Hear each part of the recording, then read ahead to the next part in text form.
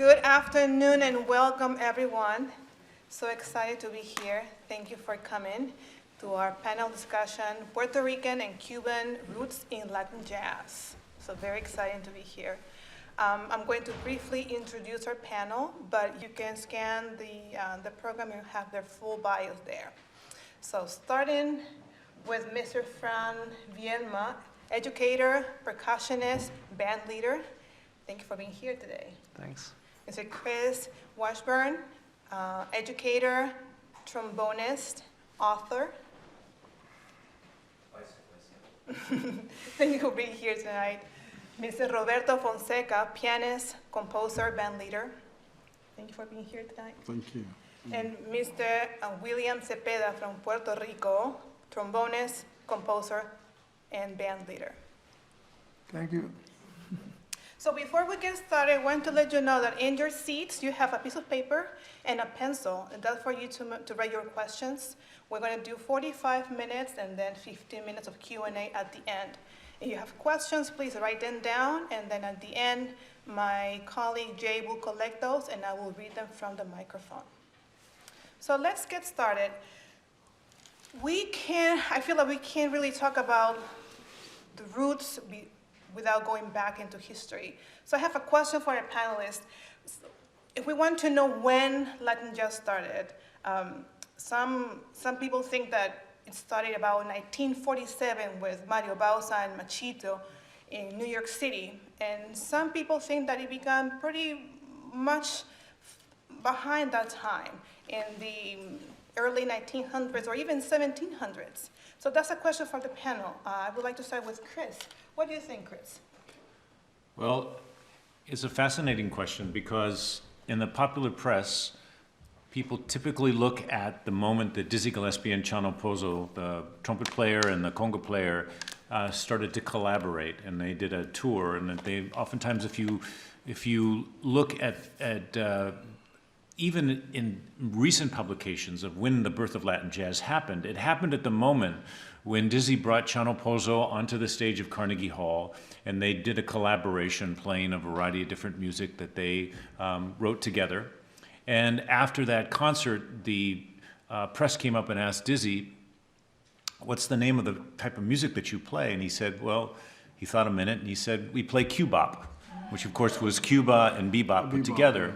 And it was a savvy marketing strategy because, of course, he was on the forefront of the bebop revolution, and he kind of started the naming game in the jazz genre. And it was the best moment in this music's history, and it was probably one of the worst because it was the moment where the music became separated. If you're more familiar with earlier jazz styles, there was an event that happened in 1930 when the Don Aspiazo in his Havana Casino Orchestra performed in Midtown, meaning for white people, playing kind of what they were billing as traditional Cuban music. And it led to a subsequent recording on RCA Victor that launched the rumba dance craze. And rumba was not the music that they played, but the RCA Victor record executives didn't speak Spanish. They didn't even care enough to ask what the music was called. It was actually son and son pregones that they were recording. And people turned to that as a moment where it was the first Cuban dance craze that kind of hits the United States and goes international. And so many people think, well, that's when Latin jazz started. But of course, Latin jazz wasn't a term that was used only in the 1960s. So before that, they would just call it rumba, and many jazz bands played it, and as well as the rumba bands and son bands from Cuba. But then in 1938, something really special happened.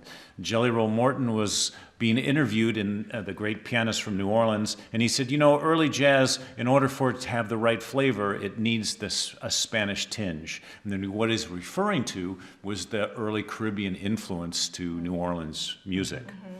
And in my most recent book, Latin Jazz, The Other Jazz, I decided to explore what that really meant and what is the Latin tinge. And you can listen to early Jelly Roll Morton and you could hear a variety of different rhythms that are very prominent throughout the Caribbean and also very prominent in Afro-Cuban music, such as the clave rhythm or the tresillo or the cinquillo rhythms, 3-beat rhythms and 5-beat rhythms. But why was that music actually, or why were those sounds being played in early New Orleans? Because New Orleans is usually viewed as the kind of center node for the emergence of jazz. And when we look deeply into that history, and if anybody's been to New Orleans, you realize that people in New Orleans, their food tastes different, their architecture is different, their music is different, the culture is different. Why? Because New Orleans was the northernmost Caribbean city for many, many years, ruled by the Spanish and then the French off and on. And that inflected it in a very different way. But more importantly, it was the center node for West African culture coming into this country during the times of slavery. And indeed, it was the first kind of major trading station for those enslaved peoples in the United States. And it was started by the French. And the earliest enslaved peoples were brought in 1716 and 1717. And they were from the island of Saint-Domingue, Guadeloupe, and Martinique. And that was the first documented moment where Caribbean culture was infused into the United States or the pre-United States. And that's what inflected that culture. They brought in 3,500 people. There were only about 2,000 people living in New Orleans at the time, so it basically doubled the population of what is now known as Louisiana. And it is at that point where we can trace the roots of these rhythms in jazz. So the fundamental question of asking what are the Puerto Rican and Cuban roots of Latin jazz, maybe we should be asking what are the Cuban and Puerto Rican roots of jazz, because in my definition, the birth of Latin jazz was in 1716, before anything that's even conceived of jazz was there. And so it's so fundamental to the foundations of jazz that every jazz band ever since has been playing this music and Caribbean influenced music. And we were talking a few minutes ago with William about also the importance, taking us back to New York City, the importance of the Puerto Rican community in making Latin jazz live during the time of the music embargo. That we didn't have any music coming from Cuba, but we had the Puerto Rican community who consumed Latin jazz, who played the beats, who played the songs, and that continued the tradition in New York City. Yes, 1900, Puerto Ricans are being USA citizens, so they start to migrate into New York in 1900. So, and once they got there, they start collaborating, performing with other jazz musicians. And I think that they was bringing their flavor to the jazz, because doesn't matter, we always bring who we are to the music. So if I collaborate with anyone else, I always gonna bring my roots to the music of the person that I'm collaborating with. And we just basically sharing the two type of music and make it kind of like a different taste of the music, a different flavor. And I believe that that was happening as the Puerto Rican was living in New York and collaborating with all these jazz musicians in New York.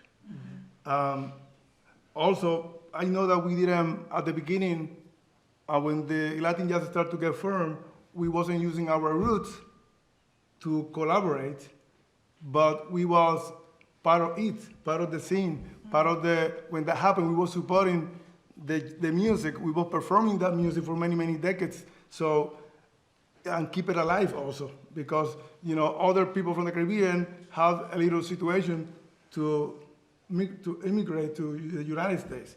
So I believe that Puerto Rican had to do a lot with it. I mean, I can mention some Puerto Rican, like Rafael Hernandez, one of the best composers from Puerto Rico. He was born in 1991. I played with this band from the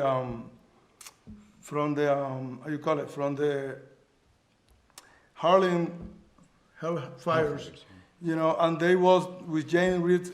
Europa was the leader, and they traveled all over Europe playing jazz. One of the first time that the jazz was going around Europe. So we got him. He was one of the best composers from Puerto Rico. He composed tunes like Preciosa, El Cumbanchero. All those tunes are still part of the songbook of Latin America music. So, and he was also one of the first person that played and performed and record jazz. You know, as a musician, he also was like a guitar player. He played euphonium, so he was an instrumentalist also. I think that part was before all those, when Dizzy Gillespie got together with Chano Pozo and stuff like that. You know, we also have somebody else from Puerto Rico, Juan Tizol. He played with Duke Ellington Big Band, and he composed one of the most recorded tunes of the whole time, Caravan. So I think, that those kind of at the beginning, those kind of collaborations, I think that was giving a little form to the Latin jazz before, actually was Cuban or was what, but also other people from the Caribbean. Also, we can talk about San Thomas, Sonny Rollins. That's kind of like a calypso to it, Caribbean. So, the Latin jazz have a lot of roots to it, not just Cuban or Puerto Ricans. Puerto Rican, I think that they collaborate a lot in the United States, and we are U.S.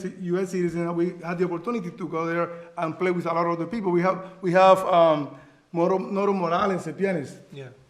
Also, he have a band in New York. He did a lot of work with he collaborated with a lot of people. We have so many Puerto Ricans that collaborate. We have the bass player, Eddie Gomez, playing with Bill Evans. So even though he was a New Yorker, but he got, I think in our blood, we got our roots. Doesn't matter where I go, I'm Puerto Rican, and I have something that belongs to where I come from, to offer and to share with whoever I play. So I think that also was a part of the creation of the Latin jazz that you even call, there are other influence that people non-Spanish speaker that play Latin with jazz, or jazz with their languages. That it doesn't have to be Latin jazz, could be like, like I was saying before, Panamanian, more like, the Caribbean, all the different, North America, all the different, how you call it, Americas, Mexico. Pan America. Exactly. Should it be called like that instead of like Puerto Rican and Cuba? To be honest. And I think that those people that was in those dates, they collaborate, and they was part of the Latin jazz before all these things happens. They have something to do with it. You cannot talk about Latin jazz without talking about Tito Puente.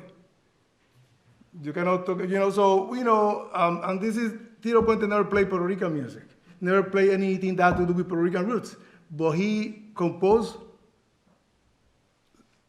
jazz with Cuban rhythms. I know how to cover myself, but he was Puerto Rican. So so he contribute in one way or another, composing new music, performing this music. I think that's a part of also that you can collaborate to the subgenre of Latin jazz. And I think like we can't talk about Latin jazz without talking about Africa. Our roots in the Caribbean, in Puerto Rico, in Cuba, and all those, the codes that were included into jazz, the Yoruba, the Santeria, and how that also becomes a huge package that is just so fascinating to learn and to unpack with each artist that we learn and we listen to their music. From my experience, African music for Cuban people is it's like a 90% of our composition. I'm really happy about what happened with Dizzy Gillespie and Chano Pozo. And I think the main thing what happened there was the jazz music, Afro-Cuban music, they are open. It's like they are open mind, like they welcome any type of sounds, So that's why the jazz and the Cuban, traditional Cuban music, or the rumba, they was fixed really good, because they was learning from each other, They was learning from the other ones, And then they get the passion to create new sound. That's why Dizzy Gillespie was really amazed by the sound of the congas At the same time, we Cuban people, we look really into the jazz harmonies, this kind of things, you know. The thing is that we combine the jazz harmony with the Cuban rhythm. That was the amazing thing for us, you know. So talking about Africa, our Afro-Cuban music is coming from Africa, from Nigeria, you know. So having all these elements, because when I was a child, I went to a lot of parties of Santeria, you know. And then when on those parties, you will feel an extremely beautiful spiritual experience with a lot of drums and then people singing really strong melodies. And I think that we Cuban want to make a fusion with the jazz. Maybe and then the rest of the Caribbean saw that, and then they joined the thing, you know. That's my point of view. For us, it's really important that we Cuban all the time, we keep the African sounds and the African rhythm into the music. I think that's the most beautiful thing that I me like a Cuban. I can play that all the time that I'm playing, all the time that I'm trying to bring all my culture, you know, because we have a lot of, we are talking about rumba, or we are talking about Afro-Cuban rhythms, but at the same time we have the traditional Cuban music, like a son montuno, like guaracha, and this is beautiful too, you know. And this is with jazz, making an incredible, mix. Did you see what he's making? It's Mario Bauza, Machito, but we have Antonio Manuel Romeo too. We have the sound of Benny Moré. We have the piano player like Lili Martinez, who was combining classical music, but at the same time was combining jazz. We have another piano player called Felo Belgaza. He's a really amazing piano player. We have a lot of musicians, you know. And on my experience, I've been playing with Changuito. He's one of the greatest timbal players. He makes this fusion about African roots, because we was talking with Ramses the other day that he created a new different style, and he was bringing the 3 bata drums, and he created new style on the timbales, because he was putting those rhythms on different instruments on the timbales, you know. So it's a beautiful thing to have from a Cuban, to have this culture, you know, because at the same time, I'm sorry guys, but Latin jazz with Cuba, it sounds amazing. So I'm sorry about it. I'm sorry, but yeah, sounds good. It will continue, sounds good, you know, with Mexican music. Sounds good. I don't know what to say, but sounds good. That's good. Another point that comes together with our African roots is during this boom of Latin jazz in New York City is a factor of race. How race play a big role when in this era of Mario Bauza and Machito, when they call it, and the Afro-Cuban Orchestra, which was really telling for that moment that we know what was going on, and also in Cuba as well. You correct me if I'm wrong. There was a lot of racism also during our black people playing music, and they come to New York City and they found Brooklyn and all this group, and so it becomes out there. Machito and his Afro-Cuban band orchestra. It's really one of the first moments that actually black musicians in Harlem could see a band on stage actually publicly proclaiming a pride in their African heritage. And so just by the fact that the band was named the Afro-Cubans is recognizing something that wasn't recognized in the United States and from the African-American experience. And what's really interesting is the words of Dizzy Gillespie when he was in his autobiography, when he's talking about his interactions with Chano Pozo. He said that, Chano didn't speak English and he didn't speak Spanish. He said, but it didn't matter because together we could speak African. And this was right at the moment where the Congress for Racial Equality was coming out, right? This is the very beginning of the Civil Rights Movement. And for Dizzy Gillespie, At that point, most of the African nations were still colonized, right? They weren't independent. There wasn't a lot of travel that was happening. But for Dizzy, he felt like he was coming home. He was reaching a common experience with Chano Pozo in a way that he could actually assert his pride in his cultural heritage.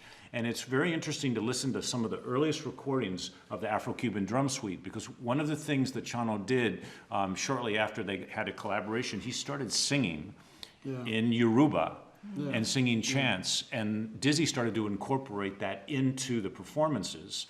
And the very first recording that you hear Chano doing that, when they're doing the call and response, Dizzy Gillespie's voice is the loudest. And it was like, it was the first moment of actually Black pride coming from a jazz stage. And that was really quite striking. And that was a role that the Cubans really played. But you can even go back further, because if you look at the early clips of Don Aspiazo and the Savannah Casino Orchestra, that was a multiracial band playing in New York City in Midtown. And that's the first time that you get desegregation on a jazz stage in this country. And everybody talks about Benny Goodman's band of the 1934. It wasn't that, it was Don Aspiazo. So in many ways, Cubans have played a central role in race relations in this country. Were you going to say something? Were you going to say something? Yeah, I was about to say, that's what I was explaining before, that Chano doesn't speak English, and Dixie at that time doesn't speak very well that Spanish, I think. But they was open, you know? Yeah. The intention was, you respect my music, I'm gonna respect your music, you know? And then let's do something to have fun with music. And they realized that it was beautiful. I mean, those phrases about on jazz, for us it's amazing. But at the same time, like for you guys, that's when you combine all those things. That's why Mario Bossa, Machito, Antonio Marrero, Ira Kere, Benny More. If you pay attention to all those sounds, you will feel. I mean, you will feel the really strong knowledge about harmony on jazz, but at the same time, you will feel the really strong rhythm of Cuba. So that's why, because there was like a. I mean, they met, it was impressive what they were doing, and then things happen like that. You know, that's what I was about to say.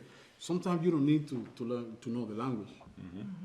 When your intention is to try to have fun with music, and then you discover something new that excites you, then they give you a lot of passion. I mean, something like that beautiful will happen for sure. Yeah.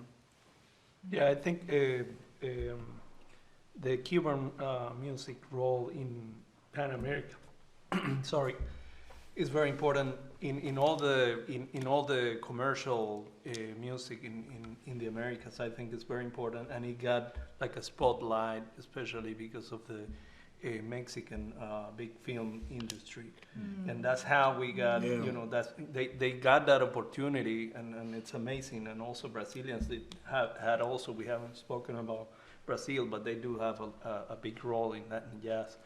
I don't like the word Latin jazz anymore. I think it's Pan American jazz really, because there is so much in there, and then you were just confirming it.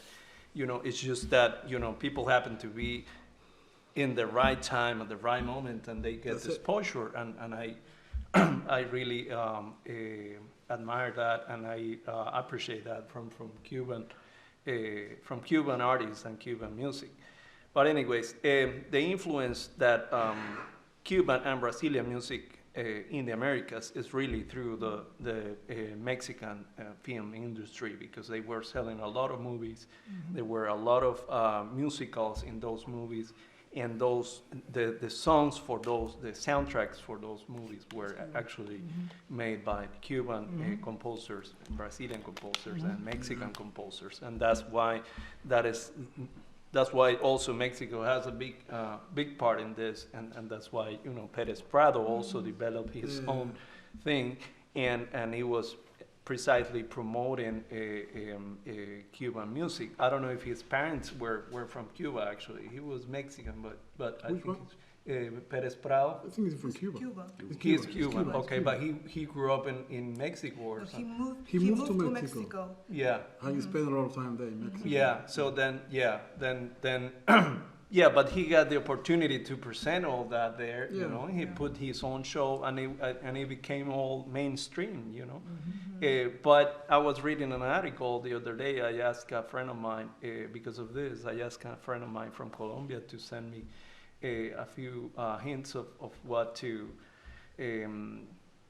talk about precisely from the perspective of Colombia or Venezuela, because I'm Venezuelan. But there were a lot of bands that were playing in early 20th century in Venezuela and Colombia, because we have also like a big tradition, cultural tradition that is brought from Europe, that is brass bands, concert bands. And they were what they were playing. They were playing what they were seeing on the movies, which was Mexican, Cuban music, Brazilian music, and they were also incorporating their own music, you know. And these were people that had the opportunity to travel because they were in cruise ship and you know, they had the fortune to be close to ports, to the ocean, so they could, you know, get on ships and play for tourists and stuff. So they were like very seasoned musicians. So once they did all their trips around the Caribbean, the U.S. and everything, they went back and they were, you know, influenced by all the jazz musicians they were seeing. So they didn't have the opportunity that Cubans and Brazilians had, but they were doing already a jazz mix, not only with Afro-Cuban roots or Afro-Brazilian roots, but they were also doing their own Afro-Cuban and Afro-Venezuelan stuff. So, yeah. Yeah, I think that all over the Caribbean, they was doing Afro, because we all have Afro influence. We got African came to all the Caribbean, even to the United States. So we don't have to know language to mix African. Yeah. I believe that jazz has some African too. So we mixing the Afro-Puerto Rican, Afro-Cuban, Afro-Colombian, Afro-Venezuelan, Afro-Guadalupian with jazz. So we mixing Africa with African.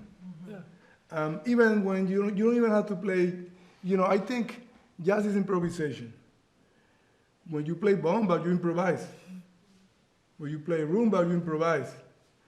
You know, so when you play flamenco, you improvise. So, you know, we was developing in our different cultures the jazz and our roots. Of course, the two groups that was more exposed was the Cuban and the Brazilian. But, you know, in Puerto Rico, there was a lot of music happening in Puerto Rico also at the same time. You know, that with Puerto Rican music. It wasn't exposed. He wasn't, you know, like got famous. It was the one that people was getting as a model, you know, to copy. Even in Puerto Rico, we was copying a lot of Cuban stuff. I know.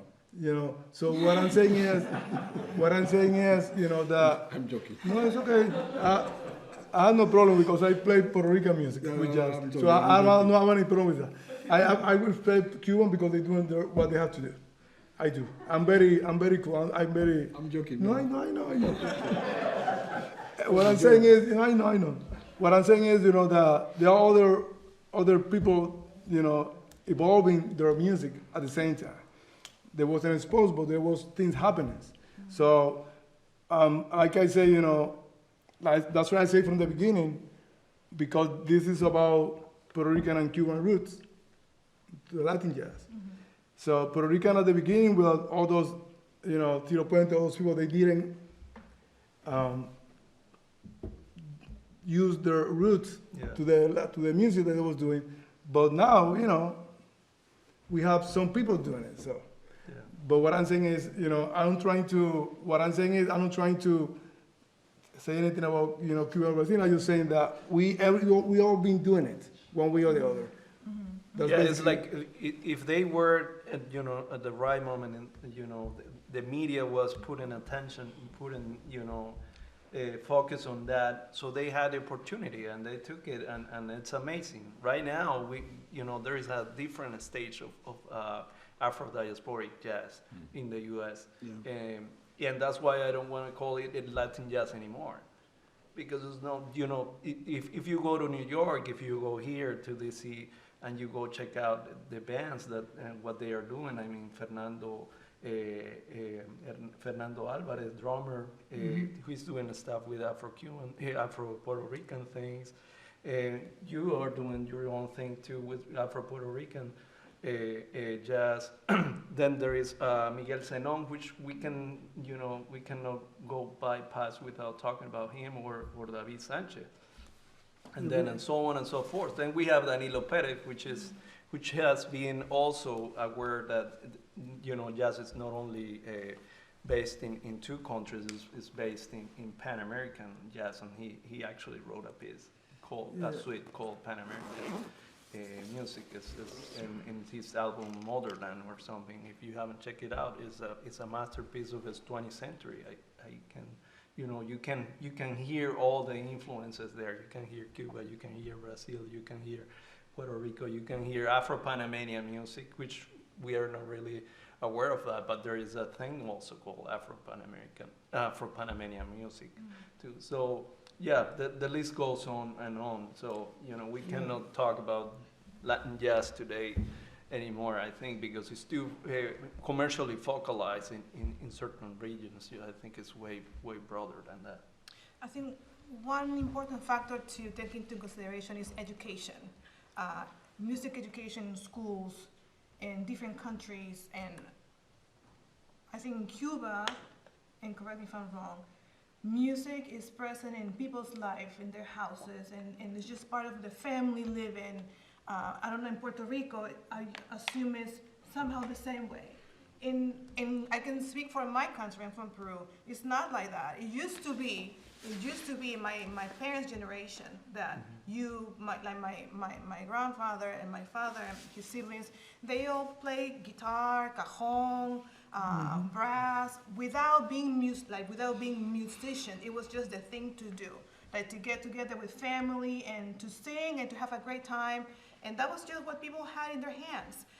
My generation, it was not like that, because then education became very inaccessible. Public education went down the hill, and then access to musical instruments was just for some people, but not for everybody. How was music education in Cuba when you were growing up? When I was a child, I mean, this has been from a long time. I think we Cuban people, we are really lucky because our music school is about classical music school. So what we learn in school is classical music, And then to have this opportunity that gives you the opportunity to play different style of classical music, like Baroque music or 20th century. Yeah. Yeah, because of the Russian. Yeah, because the Russian. So we have a lot of influence about Russian school in Cuba. So that gives you the opportunity to play the instrument, to know really good the instrument. And at the same time, we have the beautiful thing about our African roots things, the African influence. And because we are really close to you guys, we have the radio thing.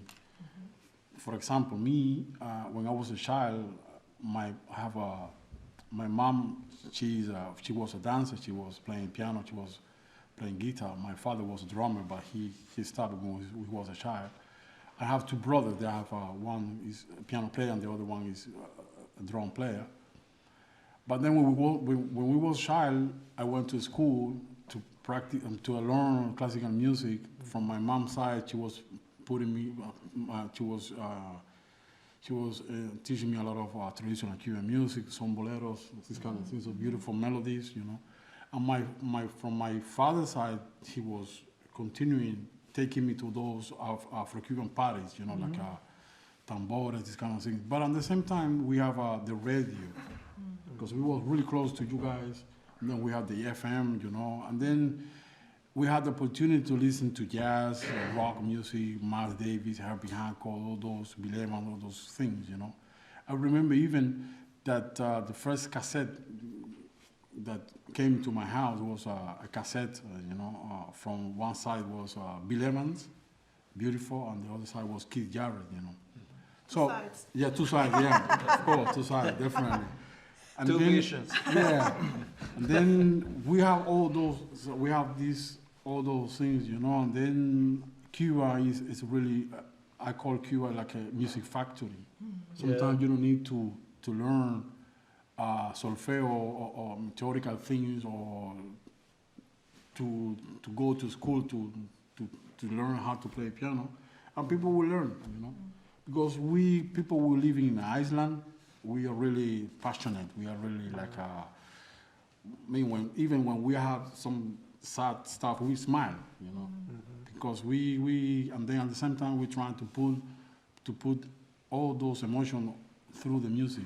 We would like to, so we like to express ourselves through the music. That's why, I mean, the music school is very important for us, and it's still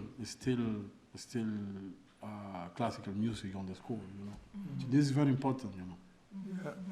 Yeah, Puerto Rico, I have to say Puerto Rico. Puerto Rico is like, in Puerto Rico, it's a colony. And when you're a colony, you are a lot of influence from outside. So the way we keep our traditions is by families.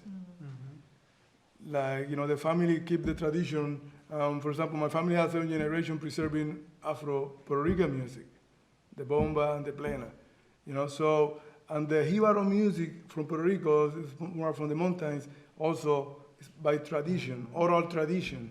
Like she was saying, when I started playing in my hometown, I was dancing and playing the bomba, but I didn't know I was gonna be a musician. You do it as a part of the community. It's a community thing. Families and community, they're preserving the music. In school, they don't teach bomba. In those days, nowadays, they do, but before, when you go to college, I remember when I started the Conservatorio Musical Puerto Rico, they didn't allow you to play anything that wasn't classical. Yeah. If they find out that you were playing salsa or you were playing something else, they will get it personal with you. So now they open up. They have like a jazz department and Caribbean and classical. But when I went to school before, it was the situation. The tradition in Puerto Rico, our tradition, it never been so important. It's not like Cuban that they believe on their roots and the traditions and their music. Puerto Rican, they have the flag and everything, but they don't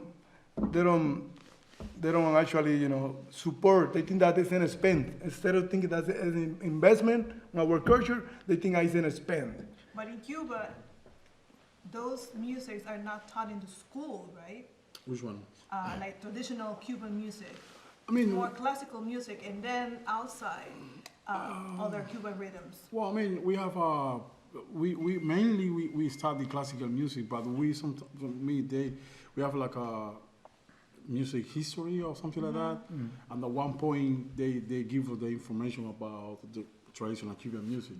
But we are Cuban, so we have that in Cuba. I mean, you go to a place and then you will listen a beautiful song, montunos. I mean, and then the beautiful thing is, some montuno is amazing, and there's still people really love. So there's a group of musicians that we are trying to preserve the tradition, because these days with the internet and then, tendencies, there are people that are trying, young people, they don't look the roots.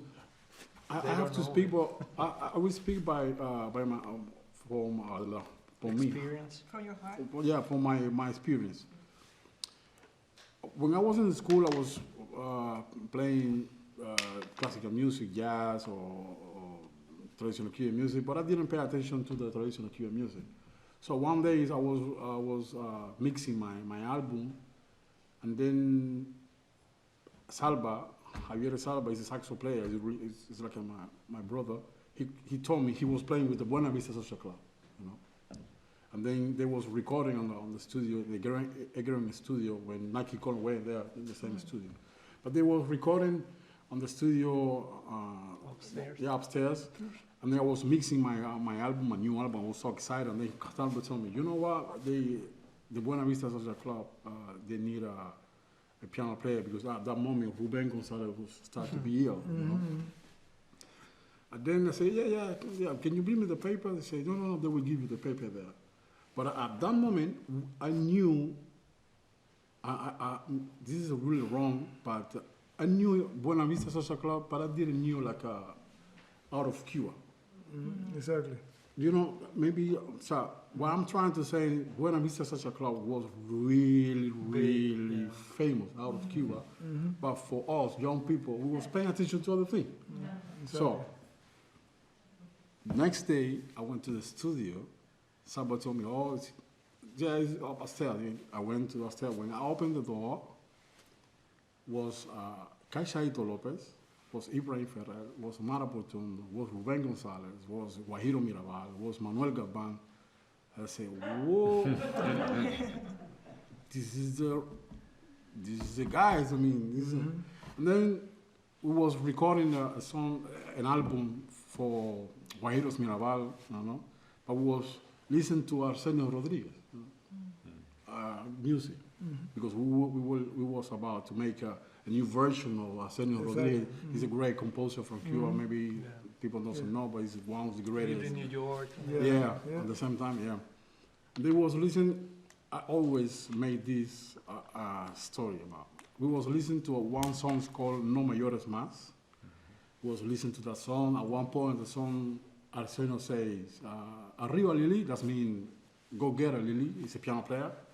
And he made the most incredible, amazing, beautiful piano solo.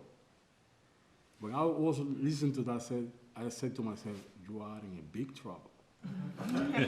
You are now in the really," because he combined the African thing, the jazz, and the classical music in like 15 seconds.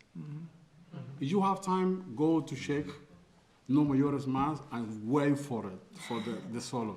It was like a, you know, those movies that everything's going down, like a, you know, it's like a, God protect me. And then I was praying, God, if you cease, if you are real, please don't make that some people make, that I have to make that solo. Because it's gonna be really bad for me, because I didn't have the experience. I didn't have the experience to play the traditional Cuban music. I'm honest, I'm honest. God listened to me, so how to say it? He hear me, and then they put the solo to the Barbarita, to Papi Oviedo. Then I said, whoa, phew. As soon as we finished that record session, I asked for all the CDs. I bring it to home. I spend the whole night studying, you know, the Clidi Martinez, and then the next day I was more prepared. So what I'm saying, we young people, because I'm still young, we young people, we didn't pay attention to the traditional Cuban music. That's really a mistake. But then I was lucky. Ibrahim saw me that I was paying attention to the traditional Cuban music, and then they teaching me a lot. And then that's why, I mean, I became the musician that I'm now. What is fascinating to me that in different countries, including the U.S., we continue teaching music by the European white standards. Like if you want to learn music, children, my own children, they want whatever instrument, you start by learning the same pieces, the same musicians, the same European music. Exactly. And not even in the United States, and in public schools, they don't teach jazz when you go to, when the kids are in elementary, middle, high school. They don't teach jazz. You have to go, maybe you have an adventurous band teacher who wants to teach that repertoire, they're lucky enough. If not, they have to learn it individually, independently. And seems to be that's something that is the same in Puerto Rico, the same in Cuba, and is it the same in Venezuela? Yeah, of Fran? course. Yeah. But the thing is that it's more in one place than others. I know Cuban that they can dance modern dance and they can do Afro-Cuban dance too, dancers. Yeah. I don't see Puerto Ricans, they are modern dance, they think that this Afro thing is less. They don't have the pride, or they don't valorize it, our roots. So, but I see Cuban that they come from classical ballet to Afro-Cuban dancing, the same person. Yeah. They can evolve. And for me, I've been over 3 decades fusioning Puerto Rican music with jazz. And I've been working with, modern dancer, poet, rapper, all that type of stuff to African music to my, music for all type of around the world. And for me to have a tune that I want to do like bomba traditional, change to modern dance or ballet, you have to find 3 people to do the piece. I see, you know what I'm saying? So that kind of thing depends. In Cuba, I see people that they learn their roots. Even they could be a classical player, but they know their roots. They can be a jazz musician, but they know their roots. A lot of musicians from Puerto Rico, they don't know their roots. Yeah. They are great musicians, but they don't take the time to learn about their roots. And that's a difference from Cubans. I have a question for you. I mean, Cubans do their music. We do their music. I You have a understand what I'm question. saying? What I really respect about Cuban, they do their stuff. Thank you, man. They don't do no bomba, no jibaro music, they don't do no cumbia, they doing their stuff and putting it out there. Yeah, but at the same time, we are open to make your music. You know what I too. mean? Compared to us, Okay. we have this group in Puerto Rico called Batacumbele in the 80s. Batacumbele. Great band doing Cuban music. Yeah. Great band, great musicians, very innovative stuff. So that's what I mean. In some places more than others, they are not the same. I have a question for Roberto. You What? think Really? and sorry this gets a little dark, but yeah, it's hard not to talk about Cuba without getting dark, or Venezuela especially too. Okay. But anyways, you think if Cuba was open like in the 50s onwards, if you didn't have this situation with the politics, you think would be the same love that people have shown for your culture, and you think the culture could have been kept the way it has been kept abroad and also in Cuba? Because I feel that in other countries like Venezuela, Puerto Rico, they have, the connection with the U.S., Peru. They have been, they have been through dictatorships, but they have been also in democracy, and the youth haven't been able to be that proud of their own roots. It's something that comes later, as William was talking. So you think that Cuba would be the same if the dictatorship wasn't there, or however you want to call it? I mean, the good thing that we have in Cuba is we Cuban people, when we are musicians and we are the artists, because this is 2 things, being a musician and being artist, there are 2 things that are Yes. really completely different, When you're trying to be an artist, the thing is that you want to try to do something pure. When you are trying to do something pure, like I did at Benny Moré or those greatest like Arsenio, you don't pay attention too much to these kind of things, Because, I mean, even from my family, they say your politics is your music, So you can be, so you have to be able to play for everybody, So it's gonna be different or not, it's gonna be the same. You think so? It's gonna be the same because for us, our culture, our music is everything. Is the way that how we can express.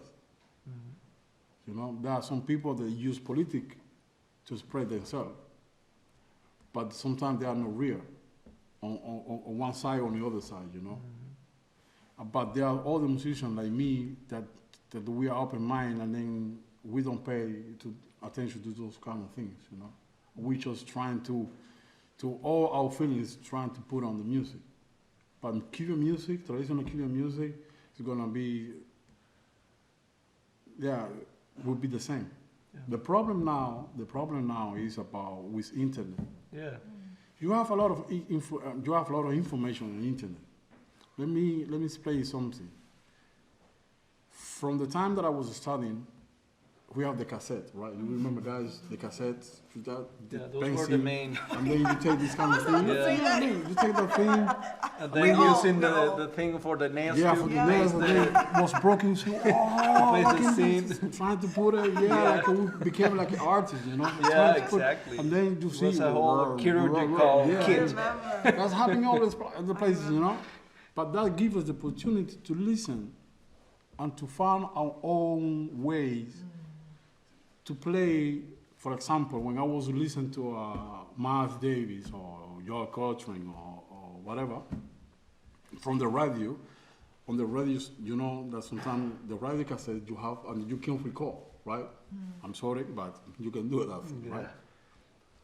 Because we don't have the books, you will trying to find your way. That thing will develop you different way to find your own sound. You know? These days, you want to play like a Miles Davis, you play solo transcription Miles Davis, and then you will find a lot of. So that will, my English is really bad. Anyway, that will kill you the natural way to find ways, you know. So on this day, there are many people playing the same because they go into the same resort to find, you know. Yeah. So It's not curated anymore. that's it. Yeah, the thing is that in other countries, we had the media, we had different TV channels, we had different radio stations and stuff, and it was like we had more opportunity, let's say, to hear. So that's why I was thinking that maybe that's why youth in our countries, they take time they have to go to school and hang out with the right people in order to get interested in the let's say Afro-diasporic roots or indigenous roots or all that, and even to be proud of that is another level, because they usually, of course, are influenced by media, because there is so much on media. And now that there is internet, well, it's a whole no level. But yeah, that's why I was curious about. I mean, it's going to be the same. Even in Cuba, I've been talking with all musicians, from different bands. On that time, from the 60s, I don't know, they say that they don't want to go out of Cuba because they don't need to go out of Cuba. Because on Cuba, they have a lot of a place to play. But they don't want to go to Europe to take 8 hours of flight to play there. No, they stay there. And the other beautiful thing that we had is that we have a lot of different bands, and they all sound different. Yeah. Because we was paying attention to the rhythms and then trying to do new stuff. For example, people from the Orient, like a countryside, like a Santiago de Cuba, will sound different from La Habana, and that's beautiful, and that's still a thing, yeah, happening, yeah, definitely. I got carried away, and we're running out of time. I want to say something before it's possible. Sure, I have to let Roberto go pretty quick. Yeah, since we're talking about Puerto Rican and Cuban roots to Latin jazz, even though, like I said before, Puerto Rican wasn't doing their music with their roots before, but now, after I've been playing for 30 years Afro-Rican jazz, my group, trying to actually show that it could be possible that we could do it with Puerto Rican music. From the last decades, we have a lot of, I finally see that Puerto Ricans are paying attention, Puerto Rican musicians are paying attention to their roots and basically mixing with the jazz and with a lot of other rhythms, a lot of other different type of music. We have people now, like, from the last decades, that are getting a lot of recognition. Miguel Zenon, David Sanchez, Paoli Mejia, we have Humberto Ramirez. I mean, all the Puerto Ricans now are paying attention now to their roots. That didn't happen before. Yeah. So I think that we're going to continue, getting more our people valorizing our music and continue creating new work using our roots, as a base to create new jazz and new type of music, and also classical music. I think that's happening now. So that's the good news that I can say now, that we already, the last decade, I can see a lot of our Puerto Rican musicians, new musicians, finally, using our roots and doing new works and being recognized all over. So I feel happy for that happening, And that's part of we continue contributing to the Latin jazz or the Panamanian jazz. We continue, and we're going to continue with using our roots now. Tiro Puente did the Cuban, Palmieri did the Cuban, Juan Tizol did the Cuban, but now we have a new seed of Puerto Rico in the last decades doing music using Puerto Rican roots with the jazz and the other stuff. So that's a good news for me as a Puerto Rican. Well, unfortunately, I think we have to wrap it up. Roberto has to go get ready pretty soon. I have maybe time for 2 questions, if anybody has a question. Yes, please. You can just say it. Okay, I can repeat it. This could be for anyone, but so I have 100 questions. But Wow. I'll start with one. So we talked about how the Caribbean influence was infiltrating America. We talked about how the Puerto Rican people kept the Cuban music alive. My question involves the reception of the American drum set in Cuba regarding jazz. The reception of drum set. The reception of the Drum. American drum set. I mean, Because it seems, right, was that like verboten at some point? Like that was, no, we don't want American rock and roll, we don't want American jazz, we want it, right? Politically, like you were saying? Yeah, but what you have to understand, it's a great question, because the drum set is the only instrument that was truly invented in the United States. And it was a entrepreneurial percussionist in New Orleans who realized that in the marching bands there'd be a bass drum player and there'd be a snare drum player and a cymbal player, that actually if you used foot pedals and your 2 hands, you could actually play all the parts. And of course, then he could hopefully get paid for 3 musicians as opposed to 1. But it revolutionized. That's another symposium. But it revolutionized the music scene everywhere because it was adopted everywhere. And it was adopted in Cuba way before. But wasn't there some pushback, is what I'm saying, like in terms of educating? In Brazil also, it was adapted in many places. Yeah. I mean, you're talking about the drum on Cuba. Yeah. The drum set. Drum set, yeah, the drum. What, was it prohibited or they? I mean, in the beginning, no. Of course, no. I mean, no, because we was really happy with the drums. But there are sometimes some things that there are some stories about, not about the whole drum, just the cymbals. Oh, the same ones. About the cymbals, Yeah. There are some things that they say to put out the cymbals. But why? Because it sounds American, It's sad. I know it's sad. In all the country, in all the countries, this kind of thing is a political stuff. I don't like to talk because it's quite complicated. Yeah. But on music, we really welcome the drums. We really welcome the drums. For us, we was really good at drums. I can tell you, this is a true story. When I was studying, but that depends of the person, When I was studying the classical music school, the teachers listened, we was jamming because we really like George Coltrane. We really like Bill Evans. Thelonious Monk. because we are close. We are cousins, right? And we have this thing about Latin jazz, Dizzy Gillespie, Charlie Parker, all those great. But sometimes we were on the school playing jazz, McCoy Tyner. That's happened to me a lot of times. He was jamming raw, who was like, wow, yeah, it's good. Then someone knocked the door, there was a teacher saying, this music is not for this school.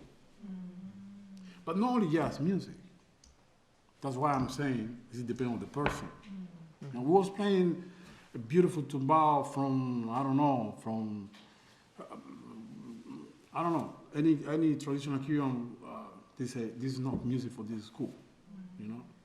So, yeah, but mainly from the drum set was the cymbal. Because, I mean, the cymbal is more thing that make you like feel like yeah. It's sad, but things happen. One other thing that it's important to add on to this is that the panel discussion is Cuban and Puerto Rican roots in Latin jazz, but one of the main influences of Cuban and Puerto Rican musicians on jazz was actually the performance of 3 or 4 percussionists working together as a unit. And Max Roach, who kind of revolutionized bebop drumming, credits the Machito band and those percussionists working for him thinking about changing how to play drums in a jazz setting, which created much more independence of his limbs. Yeah. If you listen to swing drummers, there's not so much independence, but with Max Roach, he started to have a much more fluid way of playing 4 separate parts on each limb, and that was inspired by Machito. And that was both Cuban and Puerto Rican percussionists that were playing in those bands. Yeah. And this is something that, you know, basically revolutionized the sound of jazz for the next 75 years. And it was really coming from Cuba and Puerto Rico. Well, unfortunately, we have run out of time. Maybe one more question, maybe? One more question. Yeah, You sure? Yeah, I'm sure. It's up I'm to sure. you. Yeah, it's up to me? Okay. How many questions you guys You have? can get a bike to the hotel. One more, anybody have one more question? We can take one more question. Questions? There we go. Why, Ramses, okay, why a music created in the Caribbean, you call it Afro? I would like to know if you have Oh, any wow. answer about it. Well, you know, that's one of the most important populations brought, you know, during the colonization of the New World. And, you know, we have this, you know, we have different communities. We got them all mixed, but the reason why we find a center point, a common ground, is because we, you know, because the Africans were brought into the Gulf of Guinea. From there, they were brought into Haiti and New Orleans, and those were the main ports where all the slaves were spread out through the Americas. Yeah, but they are, sorry, they are a lot of instruments. It's just creating Caribbean. Yeah. You can find in Africa. No, the thing is that it's like they call it. I forgot the word right now in English, but it's like a reinterpretation of whatever they grew up with. They try to build in the new world the same type of drums, and you can find the similarities right now with instruments from all the way. Well, what was the old city of Ife, which is now part of Congo, Senegal, Guinea, all that. We can find a lot of similarities in the drums, not only in the islands, but also in the mainland too, because Venezuela, we have a lot of drums too, very different, with different names, still keeping the African terms. We also have the Afro-Panamanian drums, very similar to Afro-Colombian, and then we go down from there to Peru, and then down to Uruguay too, because we have the candombe, without counting Brazil, which they have a big part of the Atlantic, which is right in front. I It's talk right. about Caribbean. Yes, I'm not talking about Brazil. You know. Yeah. I think so. It's the phenomenon. of the Caribbean. It was a big industrial song place. There are many Puerto Rican guys come to Cuba, and Cuban guys come to Puerto Rico. I think it's something too much local, you know. It's my opinion. We're gonna work on that. Well, yeah, well, I guess, I think that the Cuban roots got over the other ones. Sorry about In a way. No, I'm talking about the I'm making you, man. I'm talking the Afro-Africans got over on all the other genres of music. For example, in Puerto Rico, we have 4 genres: the bomba, the plena, the jíbaro, and the danza. And then, of course, the bomba is the most powerful and that took over all the other ones. The danza is about to disappear. That's the most classical-oriented music from Puerto Rico. And the one that are more alive right now is the plena and the bomba, the most African ones. So what happening is that they use in their music, for example, we use the most African-rooted genre of the 4th. We use the bomba and the plena when we do jazz. The jíbaro and the danza, we don't use as much on the fusion that we're doing. That's why we call it Afro-Puerto Rican. For example, my band is Afro Rican jazz, because I'm using more bomba, more plena, more of the African rooted music from my own from Puerto Rico to the jazz that I'm doing. If I would probably do also like jíbaro music from the mountain, I would call it jíbaro jazz, because danza jazz. So the bomba and the plena, since it's the most African rooted, so I call my group Afro Rican jazz.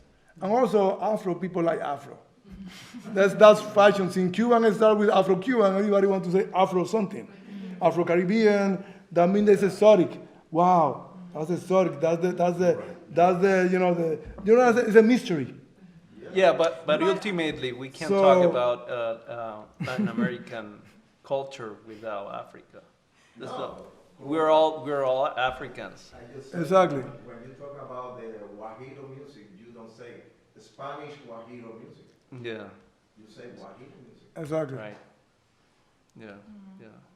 But there is still the African there, Yeah, some way or the other. And most of the music came from Africa anyway. Yeah. But I think it's a way for us, I guess, to make space for our people. Because in countries like mine, Peru, I can speak for Peru, that there are so many races and so many groups and so many, the immigration from China, from Japan, from Europe, that we have to, like Afro-Peruvians, because now this is a thing. Exactly, Now it's a exactly, thing. exactly. It used to, like when I was growing up, we were all Peruvians, and then you have the Chinos, El Enero, and Right. Cholo, but now it's the Afro-Peruvians, and I think like it's a good thing, because we're taking space, and that's how I see it, that we're saying we have African roots, and we are proud of that. Exactly. And this is our space. And differently from other countries, for instance, maybe in Venezuela it's the same thing, but in Peru, we don't have a collective culture of African roots. We don't. Even though we're trying to build it, some of things pretty much lost. That's why comes the Afro-Peruvian. But in Afro-Venezuelans and Afro this, Afro that, because before we were just a melting pot and we didn't have our space. So that's how I take it. I think we can talk about this forever, don't you think? We can just go on and on and on. Thanks for the question. So much. We have so much to talk about. I mean, when we talk about Latin jazz and Cuba and Puerto Rico, we just opened the door for the entire diaspora, and there's so much to talk. And I want to thank you so much for being here tonight. I think we should repeat this. We should repeat this. I Yes. think so, don't you think? There's so much. And we have to share our culture. If we don't share, we don't talk about it, who will do it for us? Nobody. Yeah. Yeah, of course. So I want to invite you to share. This will be online, so please watch it, share it, and we'll see you guys at 8 p.m. Thank you so much. Thank you.